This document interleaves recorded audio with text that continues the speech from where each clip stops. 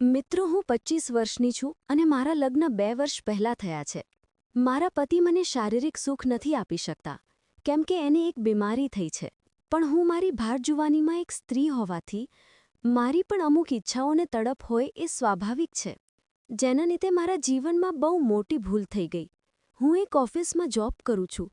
ઓફિસમાં એક મારો કલીગ છે જે બહુ જ દેખાવડો અને હોશિયાર છે. અમે રોજ વાતો કરતા ને એકબીજા જોડે બધું શેર કરતા. બપોરે જોડે લંચ લેતા, જેનથી અમારી વચ્ચે ટ્યુનિંગ સારી જામી ગઈ હતી. ધીરે ધીરે અમે ઘરેથી પણ વાતો કરવા લાગ્યા, ફોનમાં અને મેસેજમાં.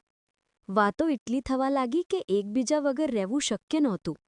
ધીરે ધીરે તે મારી સાથે એટલો ફ્રેન્ડલી બની ગયો કે રોમેન્ટિક વાતો પણ કરવા લાગ્યો. હું મારા મન પણ કંટ્રોલ કરવા માંગતી હતી, પણ મારા પતિ મને સુખ ના આપી શકતા હોવાથી કંટ્રોલ ન કરી શકી, અને એની વાતોમાં ધીરે ધીરે ઊંડી ઉતરવા લાગી. મને મજા આવવા લાગી. હું પણ એની સાથે એવી વાતો કરવા લાગી. એક દિવસ ઓફિસમાં કોઈ ન હોવાથી તેણે મને પાછળથી હગ કરી અને હું હેબતાઈ ગઈ.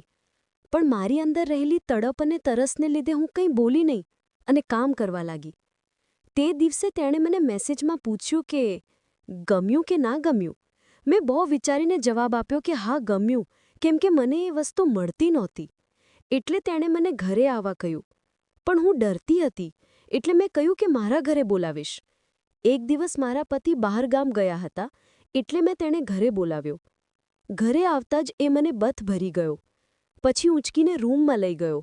બેડ પર સુવડાવીને એ મારી ઉપર આવીને મારા હોઠને એટલા જોરથી બટકા ભરવા લાગ્યો, જાણે એ પણ વર્ષોનો ભૂખ્યો હોય. મને મનમાં પતિના વિચાર આવતા હતા, પણ આ બાજુ એ મને આ રીતે બાચકા ભરીને મને ચોળીને ચૂસતો હતો. આખી હું ઊંચી થઈ જતી હતી. એટલે ના પાડી શકું એમ નહોતી, કેમ કે ઘણા સમયથી હું આ પળ માટે તરસતી હતી. એ મને ખૂબ પ્રેમ કરતો હતો અને મારા કપડાં કાઢીને આખા શરીર પર મને એ રીતે ચૂસતો હતો, જાણે કેરી ચૂસતો હોય. મારું આખું શરીર લાલચોળ કરી નાખ્યું અને લગભગ 3 કલાક સુધી એ મારી સાથે સહવાસ માણતો રહ્યો અને મને આખી હચમચાવી નાખી. હું લોથપોથ થઈને એમને એમ પડી હતી. એ પણ ખૂબ થાકી ગયો હતો. ક્યારે બંનેની આંખ વિચાઈ ગઈ ખબર જ ના રહી. આંખ ખુલ્લી ત્યારે જોયું તો મારા પતિ સામે ઊભા હતા અને એની આંખોમાં આંસુ હતા. હું ડરી ગઈ. પેલો મારા પતિને જોઈને ભાગી ગયો. મારા પતિ ખૂબ રડ્યા અને એની જાતને કોસવા લાગ્યા કે હું તને આ સુખ આપી શકતો નથી, એટલે તારે આ બધું કરવું પડે છે. થોડો સમય રાહ તો જોઈ હોત, મારી સારવાર શરૂ જ છે. હું તને બધું સુખ આપેત. મારી કંઈ શબ્દો નહોતા.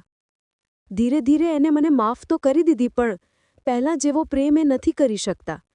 આ મારી જિંદગીની એટલી મોટી ભૂલ હતી, જેનો પછતાવો મને આખી જિંદગી રહેશે. મિત્રો, દગો કરવો સહેલો છે, પણ એની સજા ભોગવવી ખૂબ જ અઘરી છે. વાત ગમી હોય તો લાઈક કરજો, શેર કરજો ને વધુ આવી વાતો માટે સબસ્ક્રાઇબ કરજો. આભાર.